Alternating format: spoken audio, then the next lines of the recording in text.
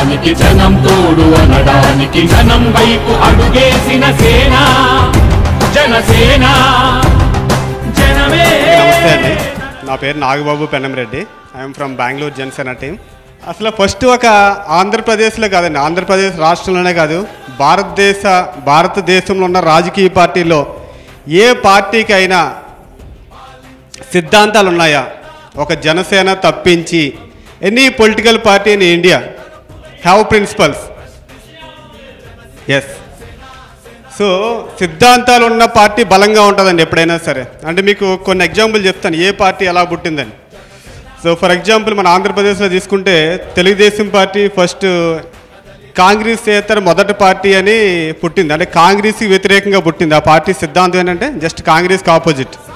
ఈరోజు నిన్న తెలంగాణ ఎలక్షన్స్లో ఏమైందండి? అదే కాంగ్రెస్ పార్టీతో వెళ్ళారు.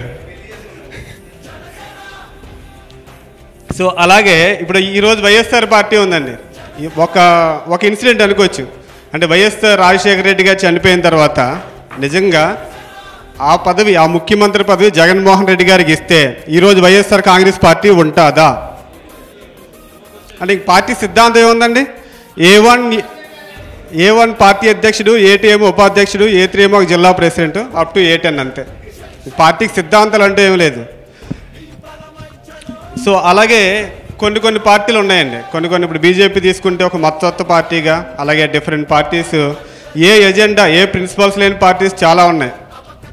సో మన పార్టీ బేసిక్ ఈ 7 ప్రిన్సిపల్స్ మీద డిపెండ్ అయ్యిందండి. కళ్యాణ్ గారు ఫస్ట్ పార్టీ పెట్టినప్పుడే ఈ ప్రిన్సిపల్స్ని డిఫైన్ చేసి పార్టీ పెట్టారు. సో ఫస్ట్ సిద్ధాంతం ఏంటంటే కులాలను కలిపే ఆలోచన విధానం. చంద్రబాబు నాయుడు గారు 2014లో 16 కులాలకి కులాల వారీగా హామీలు ఇచ్చారండి. లేని హామీలు కులాల మధ్య గొడవలు పెట్టి రాజకీయం చేశారు. మనం అట్లీస్ట్ ఏంటంటే కులాలని కంప్లీట్గా వ్యానిష్ చేయలేం. అంటే కులాలు మొత్తం తీసేసి ఆ స్టేజ్ దాటిపోయింది. ఇప్పుడు అట్లీస్ట్ కులాలు అలా ఉన్నా సరే కలిపే ఆలోచన విధానం, అంటే కలిసిమెలిసి ఉండే ఆలోచన విధానం. సో మొదటి సిద్ధాంతం కులాలను కలిపే ఆలోచన విధానం. ఇందాక కుర్రోడు అన్నాడు, ఇందాక వైజాగ్ డిస్టిక్లో ఒక పాడేరు ఎస్టీ నియోజకవర్గంలో కళ్యాణ్ గారు పోటీ చేస్తానండి. అంటే ఆయన కులమే మర్చిపోయాడండి. ఆయన కులమే మర్చిపోయాడు కాబట్టి ఎస్టీ నియోజకవర్గంలో పోటీ చేస్తా అన్నాడు. ఇప్పుడు నిజంగా మన కులం బలం మన బ్లడ్లో అలా సర్క్యులేట్ అవుతూ ఉందనుకో, ఓహో ఇది మన రిజర్వ్డ్ కదా, మనం పోటీ చేయడానికి ఉండదు అని అనుకుంటాం. ఆయన కులమే లేదు, అందుకే ఫ్లోలో అన్నాడు. తప్పే ఉంది, నథింగ్ రాంగ్, రైట్? ఇంకా మతాల ప్రస్తావన లేని రాజకీయం. సో ఏదైనా ఎలక్షన్స్ ముందు రామ మందిరం కడతాం, లేకపోతే మా మతం వర్గం అన్నీ ఈ పార్టీగా సపోర్ట్ చేస్తాం. ఎప్పుడైనా కనీసం ఆయన పార్టీ పెట్టినప్పుడు 2 హాలిడేస్ అని చెప్పాడు. ఒకటేమో August 15, రెండేమో January 26. ఆ 2 పార్టీ తరపు నుంచి అఫీషియల్గా హాలిడేస్ ఉంటాయని చెప్పిన ఏకైక వ్యక్తి పవన్ కళ్యాణ్ గారు. సో అదేవిధంగా భాషల్ని గౌరవించే సాంప్రదాయం. సో ఆయన మొన్న రీసెంట్గా చెన్నై వచ్చారు. తమిళ్లో స్టార్ట్ చేశారు ఆయన స్పీచ్. అలాగే కర్ణాటక వస్తే కన్నడలో స్టార్ట్ చేస్తారు. సో అంతే తప్ప మన జగన్మోహన్ రెడ్డి గారి లాగా పక్క రాష్ట్రాల్లో ఉండే ఉద్యోగస్తులందరినీ మా రాష్ట్రం నుంచి పక్కకి గెంటేస్తాం, అటువంటి రాష్ట్రాల మధ్య గొడవలు పెట్టే కానీ భాషల మధ్య గొడవలు పెట్టే వ్యక్తి మాత్రం కాదండి ఆయన. రాజకీయం చేయాలంటే నిజంగా ఆంధ్రప్రదేశ్ రాష్ట్రం విడిపోయినప్పుడు తెలంగాణ నుంచి ఈ నిజంగా సమైక్య ఆంధ్ర ఉండదని తెలిసి కూడా జెండా పట్టుకుంటే ఈరోజు ఆంధ్రప్రదేశ్ క్లీన్ స్వీప్ అయిపోతుందండి ఆ సెంటిమెంట్ వాడుకుంటే. అవునా కదా? 2014 రాష్ట్రం విడిపోయినప్పుడు ఆయన సెంటిమెంట్ వాడుకుంటే సమైక్య ఆంధ్ర పార్టీ అని వచ్చింది కిరణ్ కుమార్ రెడ్డి గారిది.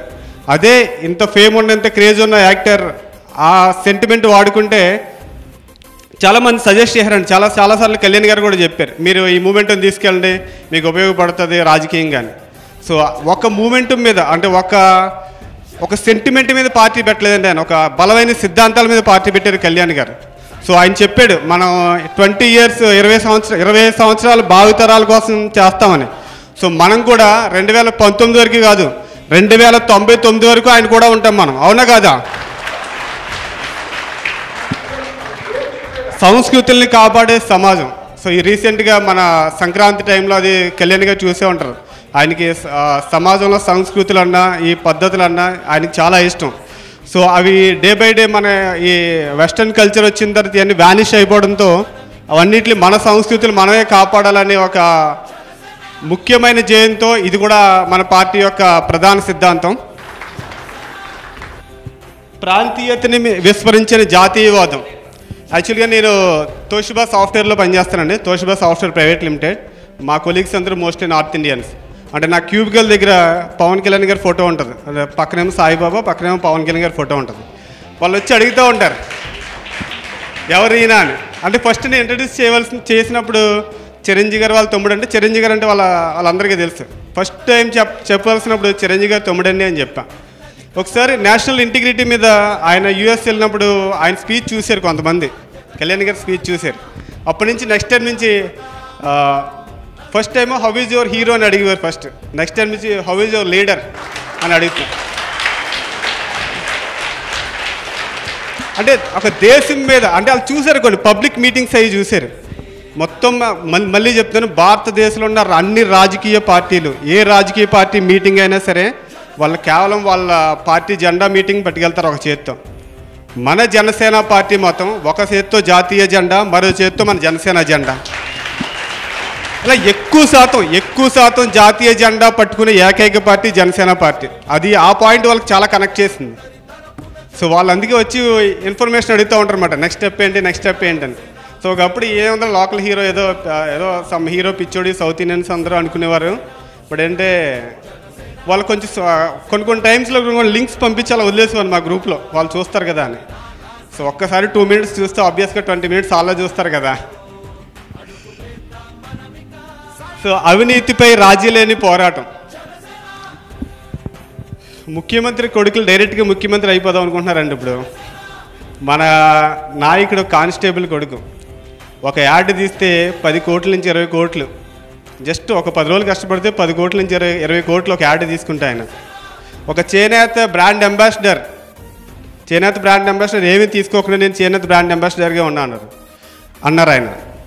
అసలు అవినీతికి ఛాన్స్ లేకుండా, అంటే డబ్బు మీద వ్యామోహం లేని ఏ వ్యక్తి అయినా సరే ప్రజలకు మంచి చేస్తాడండి. అది పవన్ కళ్యాణ్ గారు అవ్వచ్చు, నేను అవ్వచ్చు, మీరు అవ్వచ్చు. అసలు డబ్బు మీద వ్యామోహం లేదు ఆయనకి. ఇంకా అవినీతి ఏం చేస్తాడు ఆయన? అవినీతిపై రాజీ లేని పోరాటం. సో ఈరోజు చాలామంది నాయకులు ఉన్నారు మనకు ఆంధ్రప్రదేశ్లో. అండి ఈ ఈస్ట్ గోదావరిలో ఈయన దమ్మున్న నాయకుడు, ఈయన పార్టీలోకి వస్తే బాగుంటుంది. లేకపోతే ఇక్కడ ప్రకాశం డిస్ట్రిక్ట్లో ఒక మంచి నాయకుడు ఉన్నాడు, ఆయన ఇండిపెండెంట్గా గెలిచాడు, ఆయన వస్తే బాగుంటుంది పార్టీకి. లేకపోతే మన కృష్ణా డిస్ట్రిక్ట్లో మంచి నాయకుడు ఉన్నాడు, ఆయన వస్తే ఇంకా బాగుంటుంది అంటున్నారు. ఒకటి చెప్తున్నానండి, వాళ్ళందరినీ చూసుకుని పార్టీ పెట్టలేదండి పవన్ కళ్యాణ్ గారు, మనందరినీ చూసుకుని పార్టీ పెట్టాడు ఆయన.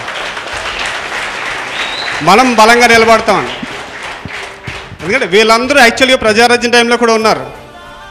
కానీ చెప్తున్నాను కదా, వాళ్ళందరినీ చూసుకుని పార్టీ పెట్టలేదు ఆయన, మనందరినీ చూసుకుని పార్టీ పెట్టాడు.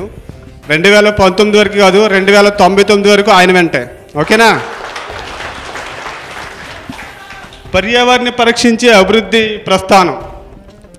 మన అమరావతి రాజధానికి 30,000 ఎకరాలు తీసుకుంటే సింగపూర్ 3,000 ఎకరాలు సరిపోద్దని చెప్పారు పవన్ కళ్యాణ్ గారు.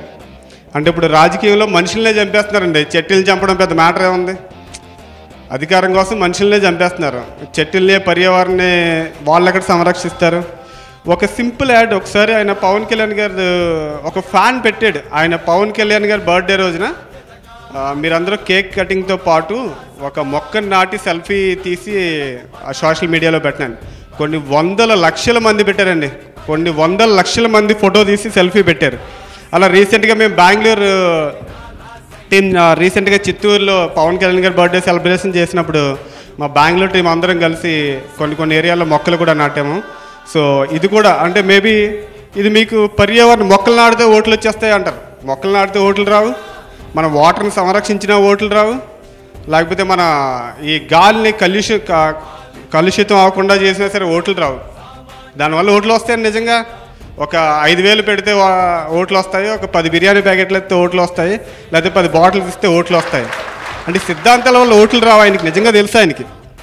కానీ ఏంటంటే next generation 20 years 25 years new age politics అని చెప్పారు కదా, ఈ సిద్ధాంతాల మీద అండి. అంటే మన పార్టీకి కొన్ని సిద్ధాంతాలు ఉన్నాయి. పార్టీ ఓడిపోయినా గెలిచినా అవన్నీ తర్వాత సిద్ధాంతాల మీద నిలబడిన ఏకైక పార్టీ జనసేన పార్టీ.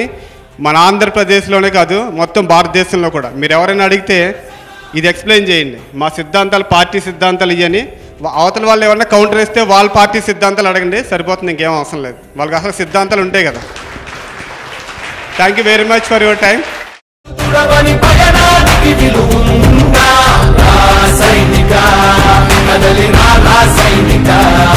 జనసేనానితో అడుగు వేద్దాం